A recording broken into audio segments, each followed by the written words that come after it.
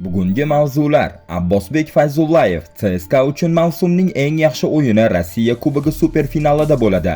Ronaldodan Messigacha erkin agentlar orasidan eng kuchli jamoani tuzamiz. APL 2024-25 mavsumining yil futbolchisi mukofoti uchun nomzodlar e'lon qilindi, lekin bir muhim ism yo'q. Atletico Vlahovichga qiziqmoqda. Hujumchi Juventus bilan shartnomani uzaytirishni rejalashtirmayapti.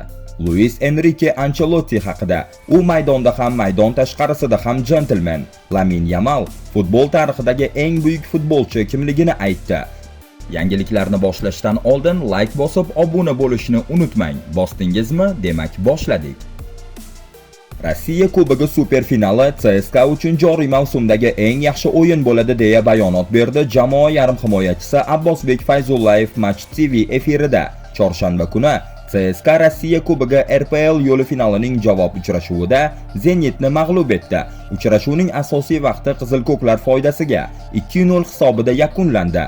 Sankt-Peterburgda bo'lib o'tgan dastlabki o'yinda Zenit 2-0 hisobida g'alaba qozongan edi. Shunday qilib, g'olib penaltilar seriyasi orqali aniqlandi va CSKA 4-3 hisobida zafar quchdi. Ko'pchilik bu o'yin mavsumdagi eng yaxshi o'yin bo'ldi deyapti. Shu fikrga qo'shilasizmi? Ha, roziman, lekin menimcha mavsumdagi eng yaxshi o'yin finalda bo'ladi. Bu yerda atmosfera shunchalik ajoyibki, ta'riflab bo'lmaydi va bizni oxirgacha qo'llab-quvvatlagan, ishonch bildirgan muxlislarga katta rahmat. Biz ham o'yinga qadar o'zimizga ishondik. Bu ishni uddalay olamiz deb ishondik, dedi Fayzullayev Match TV maxsus reportajida. Eslatib o'tamiz, super finalning ikkinchi ishtirokchisi 15-may kuni Spartak va Rostov o'rtasidagi hududlar yo'li finalida aniqlanadi. Rossiya Kubogi super finali 1-iyun kuni Moskvadagi Lujniki stadionida bo'lib o'tadi. Ko'pchilik futbolchilar uchun mavsum yakuni bu keyingi mavsum boshlanishidan oldin munosib dam olish imkoniyati, ammo shartnomasi tugayotgan futbolchilar uchun bu ayni paytda noaniqlik davri hamdir. Biroq aynan mana shu erkin agentlardan kuchli jamoani tuzish mumkin. Darvozabon 28 yoshli Napoli darvozaboni Alex Meret joriy mavsum A seriyada 15 o'yinni gol o'tkazmasdan yakunladi. Himoyachilar Trent Alexander-Arnold Liverpoolni tark etishini e'lon qildi. 20 yil davomida klubda to'p surgan bu himoyachining Real Madridga o'tishi kutilmoqda. Jonathan Tah Bayernning so'nggi muvaffaqiyatlarida muhim rol o'ynagan. Endilikda Xabi Alonso uni Realga olib ketmoqchi. Baskalyo 27 yosh. Agar PSV Eredivisiyada Ajaxni ortda qoldirib chempion bo'lsa ham klub uni qo'yib yuborishi mumkin. Tarik Mitchell Crystal Palace akademiyasidan chiqqan himoyachi joriy mavsum Premier Liganing barcha 36 o'yinida asosiy tarkibda maydonga tushdi. Yarim himoyachilar Thomas Partey Arsenalga 2020-yilda katta umidlar bilan kelgan, ammo kutilganidek o'yin ko'rsatmadi. Arteta yangi tarkib qurmoqda va unga bu yerda joy yo'q.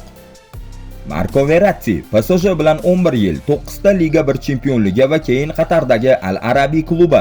Euro 2020 g'olibining kelajagi hozircha noaniq.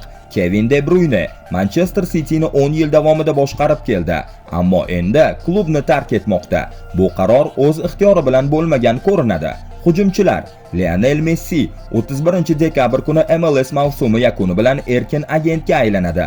37 yoshli afsona 2025-yilgi mavsumda yana Inter Miami safida o'ynaydi, lekin keyinchalik nima bo'ladi? Florida futbolidagi davommi, Argentinaga qaytishmi yoki karyerani tugatishmi? Neymar yanvarda Santos bilan qisqa muddatli shartnoma imzolagan edi, lekin yana jarohatlar uni quvib yetdi. Kelajagi mavhum. Va nihoyat Cristiano Ronaldo Al Nasrdagi 2,5 yil ichida faqat arab klublari chempionlari kubogini yutdi, ammo u hali nafaqaga chiqmoqchi emas. Savol esa shu, u faoliyatini qayerda davom ettiradi? Bu futbolchilardan tuzilgan jamoa nafaqat kuchli, balki tajriba, iste'dod va futbol tarixidagi katta merosga ega. Kelasi transfer oynasida bu yulduzlar qayerda to'p suradi, buni vaqt ko'rsatadi. 2024-25 La Liga mavsumining ramziy jamoasi. Bu yili Barselona futbolchilari jamoada ustunlik qilishdi. 35-turda Real Madrid ustidan qozonilgan g'alabadan so'ng kataloniyaliklar deyarli chempionlikni ta'minlashdi va endi mavsum yakunlariga baho berish vaqti keldi. Skor 90 tomonidan tuzilgan ramziy tarkib: darvozabon Jan Oblak Atletico, himoyachilar Jules Koundé Barselona, Pau Cubarsí, Barselona, Dani Vivian, Atletik, Alejandro Balde, Barselona, yarim himoyachilar Pedri, Barselona, Federico Valverde, Real Madrid, Oyan Sanset, Atletik. Hujumchilar Lamine Yamal, Barselona, Kylian Mbappe, Real Madrid, Rafinha, Barselona. Skor 90 tomonidan e'lon qilingan bu tarkib mavsumda eng barqaror va kuchli jamoa bo'lgan Barselona ustunligini aks ettiradi. Ammo Girona, Atletik va Real Sociedad kabi klublardan ham yuksak darajada o'ynagan futbolchilarni e'tibordan chetda qoldirmaslik kerak. Siz qanday o'zgarishlar kiritgan bo'lardingiz? Qaysi futbolchi siz uchun eng yaxshi bo'ldi? Angliya Premyer Ligasi mavsumi yakuniga yetib kelmoqda va chempion allaqachon aniqlangan. Bu yilgi g'olib Liverpool bo'ldi. Endi esa individual sovrinlar uchun nomzodlar taqdim etilmoqda.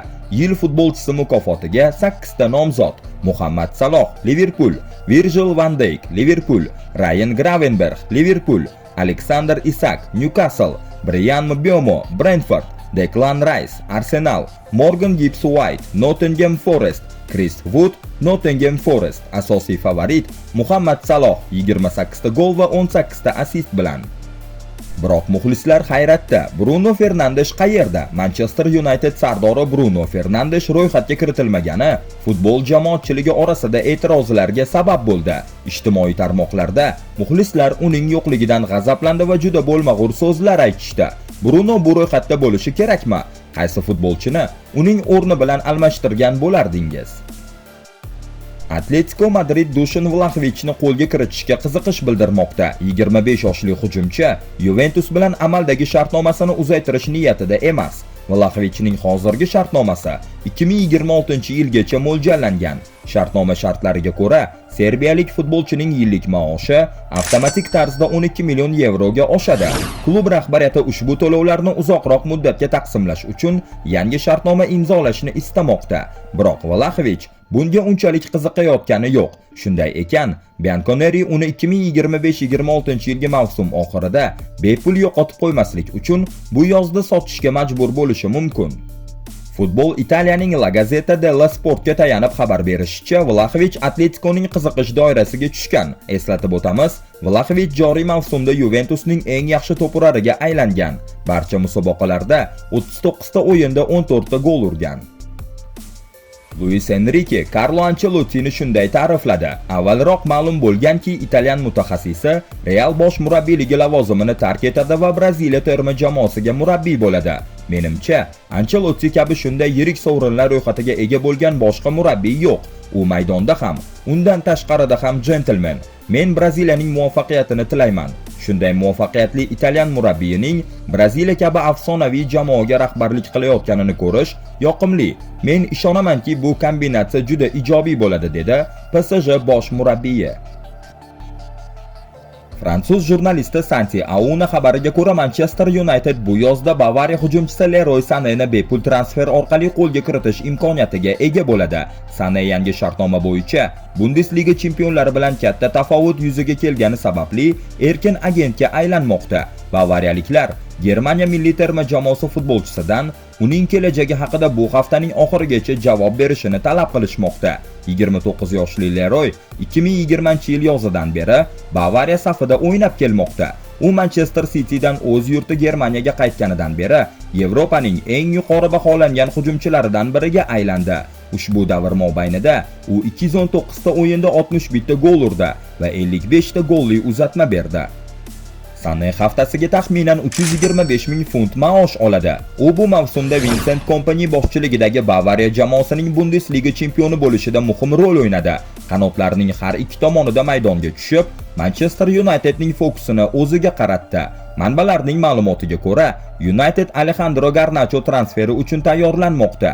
Yanvar oyida Garnachoni qo'lga kiritishda muvaffaqiyatsizlikka uchragan Napoli argentinalik hujumchini hali ham kuzatib bormoqda. Ma'lumot uchun, Sane yoshligida 4 yil raqib jamoa Manchester Cityda o'ynagan.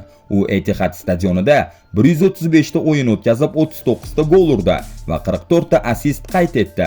So'ngra 2020-yilda taxminan 44 million funt evaziga Bavariyaga ko'chib o'tgandi. Siz Leroy Saneni Manchester Unitedda ko'rishni xohlaysizmi va nega? Lamin Yamal joriy mavsumda Barselona safida ko'rsatgan ajoyib o'yinlari bilan ham mutaxassislarni, ham boshqa futbolchilarni hayratda qoldirishda davom etmoqda. 13-iyulgacha 18 yoshga to'lmaydigan ushbu o'smir ehtimol futbol tarixidagi eng hayajonli 17 yoshli futbolchilardan biri hisoblanadi. Faqat Pele bundan mustasno bo'lishi mumkin. U 1958-yilda aynan shu yoshda Braziliya bilan jahon chempionatida g'olib bo'lgan. Bu gol Barselona tarixidagi eng buyuk futbolchi Lionel Messiga ham g'urur bag'ishlardi. Argentina afsonasi 17 yil davomida Camp Nou'da o'ynagan paytida ko'plab shunday gollarni kiritgan. Lamin Yamal futboldagi eng buyuk o'yinchi kimligini aytdi. Angliya afsonasi Gary Lineker yaqinda Lamin Yamaldan keyin Pele, Diego Maradona va Messidan so'ng haqiqiy buyuk futbolchi paydo bo'lishini taxmin qilgan edi. Lekin o'zi Lamin Yamal kimni eng buyuk deb hisoblaydi? Men hech qachon o'zimni Messi bilan solishtirmayman. Leo eng buyuk futbolchi. Albatta dunyo bo'ylab ko'plab futbol ishqibozlari boshqa futbolchilarni qo'llab-quvvatlashadi. Masalan, eski avlod vakillari Pele yoki Maradonadan Messi hech qachon ustun bo'la olmaydi deb hisoblashadi. Yangi avlod ishqibozlari esa Ronaldo Messi ustidan doimo ustun bo'lib qoladi deya qarashlari mumkin. Hatto u jahon chempionligini yutgan bo'lsa ham, Lamin Yamalning fikricha esa u hayoti boshlanishida tasodifan uchrashgan bu ikona futbol tarixidagi eng buyuk futbolchidir va o'zi ham kelajakda Messiga tenglashishni kutmaydi. Sizningcha, Lamin Yamal haqiqatan ham Lionel Messi kabi futbol tarixining eng buyugi bo'la oladimi yoki boshqa futbolchilar uning yo'lini to'sishi mumkinmi? Bu haqida fikringizni albatta izohlarda yozing va like bosib obuna bo'lishni unutmang. Obuna bo'lsangiz, siz birinchilar qatorida videolarimizni ko'rish imkoniyatiga ega bo'lasiz. Keyingi videolarda uchrashguncha salomat bo'ling. Bugungi yangiliklar shulardan iborat edi. Agar video sizga yoqqan bo'lsa, albatta like bosib, kanalni qo'llab-quvvatlash uchun obuna bo'ling. Shunda siz videolarimizni birinchilar qatorida ko'rasiz. Keyingi videolarda uchrashguncha salomat bo'ling.